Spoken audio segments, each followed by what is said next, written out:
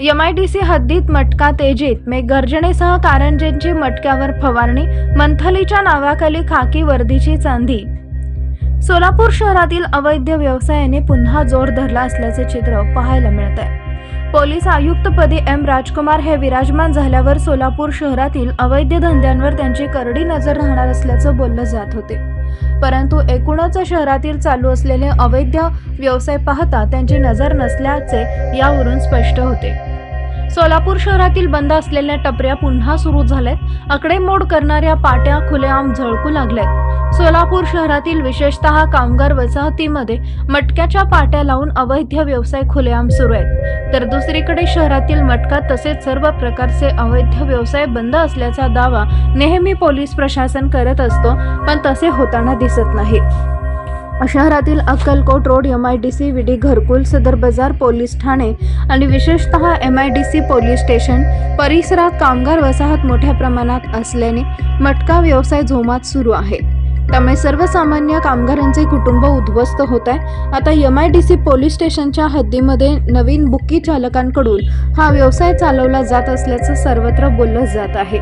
स्थानिक पोलीस स्टेशनच्या वसूलदारांकडून हप्ते घेऊन हा व्यवसाय राजरोसपणे सुरू असल्याचं सर्वसामान्य नागरिकांमधून बोललं जात आहे। सध्या नुकतेच एमआयडीसी परिसरात नव्या बुकी चालकांचे हिंमत वाढवणारे वसूलदार आहेत, कारण त्यांच्या मदतीशिवाय हे अवैध व्यवसाय चालणं शक्यच नसते। हिंमत द्यायची, मटका सुरू करायला लावायचा, नंतर हप्ते वसूल करायची, अशा प्रकारातून तेरी बिच्चू पाऊर मेरी बिच्चू अशी परिस्थिती निर्माण झाली आहे। सध्या एमआयडीसी तसेच जोडभावी पेठ परिसरातील हद्दीत मोठ्या प्रमाणात मटका हा अवैध व्यवसाय जोरात सुरू आहे। खाकी वर्दीकडून आर्थिक देवाणघेवाण झाल्याने कारवाई केली जात नाही, असं नागरिकांमधून बोललं जात आहे। सोलापूर शहरामध्ये जोडभावी पेठ आणि एमआयडीसी पोलीस स्टेशनच्या हद्दीमध्ये मेघगर्जनेसह मटक्यांचा कारंजे फवारणारा हा एकमेव व्यक्ती आता नव्याने रुजू झाला आहे। हाच मेघ जोडभावी पेठ पोलीस स्टेशन हद्दीमध्ये यशस्वी मटक्याचा व्यवसाय करून आता एमआयडीसी पोलीस स्टेशन हद्दीमध्ये मटक्यांचे कारंजे फवारत असल्याचे सांगितलं जात आहे।